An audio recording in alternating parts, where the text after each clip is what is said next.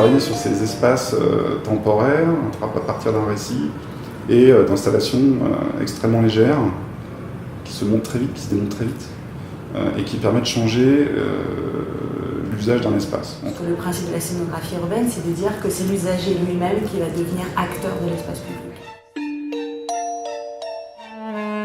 Enfin, la genèse de Paris-Plage, en fait, c'est d'abord une commande politique. C'est-à-dire que Bertrand Delanoë, maire de Paris à l'époque, veut réduire la présence de la voiture à Paris.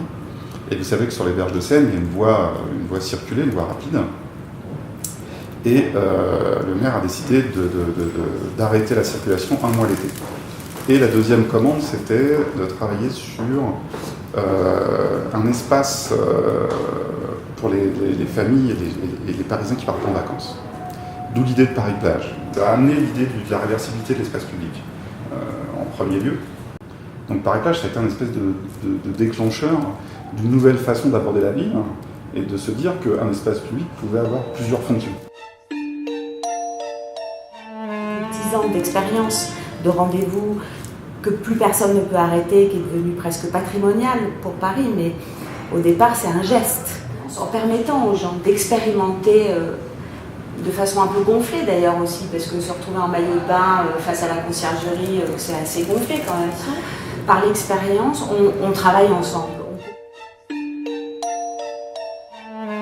Et nous, en tout cas, on porte ça. On n'a pas beaucoup de leçons à donner à Mexico, parce qu'on a vu beaucoup d'expériences de co-conception et de co-construction qui sont faites, qui sont très provantes.